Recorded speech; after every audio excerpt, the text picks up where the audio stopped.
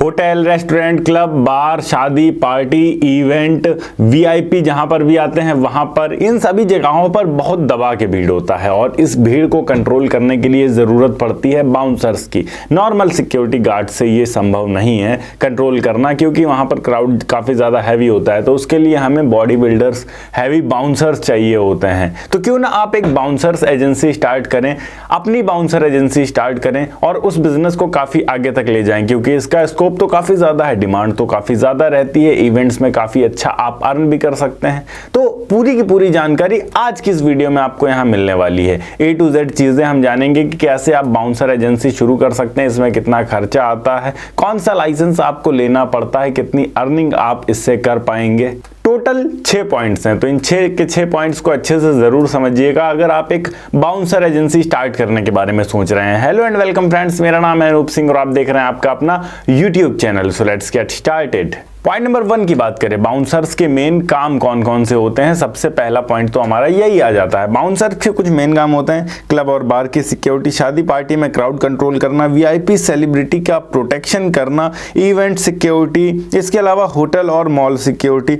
महिलाओं के लिए फीमेल बाउंसर्स भी होती हैं, तो वो भी आप अपने पास रख सकते हैं। अगर आप ये सुविधा देते हैं तो ये और ज्यादा बेहतर और अच्छा हो जाता है। सबसे पहली चीज तो आपको काम सीखना पड़ेगा। काम सीखने के लिए आप किसी भी बाउंसर एजेंसी के साथ जुड़कर काम कर सकते हैं, उनके साथ रहकर काम कर सकते हैं। और उनके साथ रहकर काम करने के लिए आपको अपने फिजिकल फिटनेस पे ध्यान देना पड़ेगा, आपको जिम जाना पड़ेगा, रेगुलर अच्छी डाइट लेनी पड़ेगी, प्रॉपर स्लीप लेनी पड़ेगी, तब जाकर आप अपने आप को फिट कर पाएंगे। और इसमें बहुत ज्यादा दर्द और समय और पैसा लगता है, इस चीज का ध्यान रखिएगा। देखने में लगता है कि यहाँ सामने वाला बंदा बॉडी बिल्डर है, अच्छा खासा है, पर उस एक व्यक्ति को उस बॉडी के लिए क्या क्या त्याग करना पड़ा है आप समझ भी नहीं सकते हैं। इतनी ज्यादा मेहनत करनी पड़ती है, डिसिप्लिन चाहिए होता है लगातार, तब जाकर आप उस लेवल तक पहुंच पाते हैं। अपनी कम्युनिकेशन स्किल अच्छी करिए और बेसिक सेल्फ डिफेंस सीखिए। इन सारी चीजों के साथ में आप अच्छे से अपनी फिटनेस को मेंटेन कर पाएंगे, बेसिक चीजें सीख जाएंगे, तो आप आसानी से किसी भी बाउंसर एजेंसी को ज्वाइन कर सकते हैं चीजें सीखने के लिए। पॉइंट नंबर 2 की बात करें, इस बिजनेस के लिए क्या किसी लाइसेंस और रजिस्ट्रेशन की जरूरत पड़ती है? हाँ, बिल्कुल पड़ती है। आपको पसारा लाइसेंस लेना पड़ेगा, प्राइवेट सिक्योरिटी एजेंसी का लाइसेंस होता है। जब भी आप सिक्योरिटी या डिफेंस से रिलेटेड कोई भी बिजनेस शुरू कर रहे हैं तो आपको प्राइवेट सिक्योरिटी एजेंसी पसारा लाइसेंस लेना ही पड़ता है। इसके अलावा आप अपनी कंपनी का रजिस्ट्रेशन करवा सकते हैं, जो भी आप कंपनी बना रहे हैं। अगर बड़े लेवल पे आप जाते हैं, ज्यादा अच्छा काम करते हैं, मतलब कहने का मतलब ये है कि आप ज्यादा पैसा लेते हैं, चार्ज करते हैं, तो आपको जीएसटी रजिस्ट्रेशन भी करवाना पड़ेगा। साथ ही साथ पुलिस वेरिफिकेशन भी बहुत ज्यादा इंपॉर्टेंट होता है।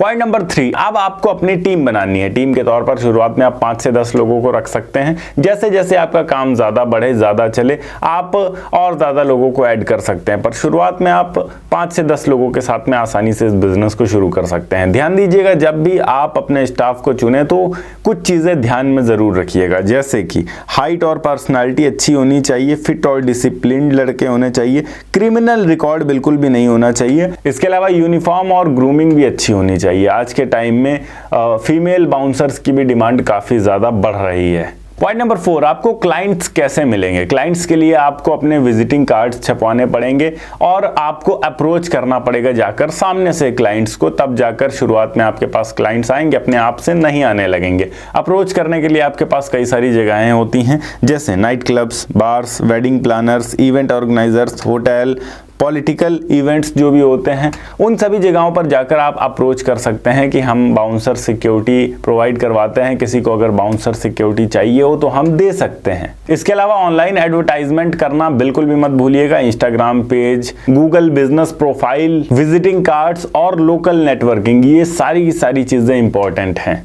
इन्वेस्टमेंट कितना लगेगा अगर इसकी बात करें तो शुरुआत में इन्वेस्टमेंट का आपके पास 2 तरीका है। सबसे पहली चीज तो आप सैलरी बेसिस पे बाउंसर्स को रख सकते हैं। ये दूसरा तरीका है, आप इवेंट बेसिस पे बाउंसर्स को रख सकते हैं। सैलरी बेसिस पे अगर आप रखते हैं तो आपको एक वर्किंग कैपिटल रखना पड़ेगा। उसके लिए कम से कम आपके पास यहाँ पर 1.5 से 2 लाख रुपए तक होना चाहिए वर्किंग कैपिटल के तौर पर, ताकि आप इसको शुरू करें और आपको किसी पार्टी से पेमेंट अगर डिले हो रही है, थोड़ा देर में मिलेगा, तो आपको अपने पास से बाउंसर्स को देना पड़ सकता है। इसलिए थोड़ा सा आपको वर्किंग कैपिटल एडवांस में लेकर चलना पड़ेगा। या फिर दूसरा तरीका है कि आपने एक प्रॉपर एजेंसी शुरू कर ली और जो भी बाउंसर्स हैं उनसे आपने बात कर लिया कि हम तुम्हारा एक चार्ज फिक्स कर देंगे किसी भी इवेंट में जाने का, और जब तुम उस इवेंट में जाओगे मेरे थ्रू, मैं तुम्हें भेजूंगा उस इवेंट में, तो तुम्हें जो भी पे आउट मिलेगा या पेमेंट मिलेगा उसका 10 या 20% मैं रखूंगा। अब परसेंट बेसिस पे कैसे होता है, मान लेते हैं कि एक इवेंट पे आपने 5 बाउंसर्स को भेजे हैं अपने पास से,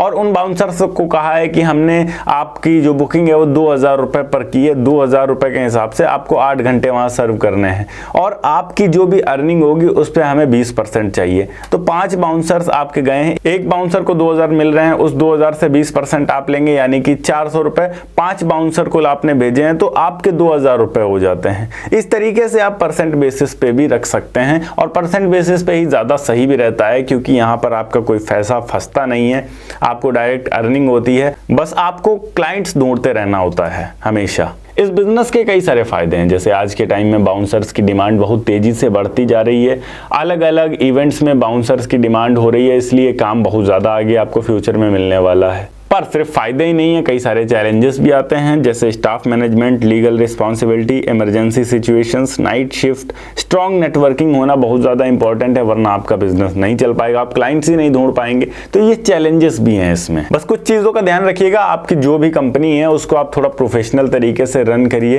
प्रॉपर ID कार्ड्स बनवाइए अपने कंपनी का, और जो भी स्टाफ्स हैं उनको सर्व करिए, दीजिए सारे ID कार्ड्स उनके पास प्रॉपर होने चाहिए। इसके अलावा प्रॉपर ड्रेस होनी चाहिए, ड्रेस थोड़ी यूनिक रखिए, पता चले कि यहाँ बाउंसर्स आपके ही कंपनी से हैं, और अच्छी लगनी चाहिए ड्रेस। वैसे भी अगर फिजिकल फिटनेस अच्छा है तो कोई भी ड्रेस अच्छी लगती है, पर बाउंसर्स की भी अगर आप ड्रेस बनवा रहे हैं तो तगड़ी होनी चाहिए, अच्छी होनी चाहिए, अट्रैक्टिव होनी चाहिए कुल मिलाकर। बाकी वीडियो अच्छी लगी हो तो वीडियो को लाइक करके चैनल को सब्सक्राइब जरूर कर दीजिएगा। मैं मिलता हूं आपको नेक्स्ट वीडियो में एक नए टॉपिक के साथ, तब तक के लिए जय हिंद, वंदे मातरम।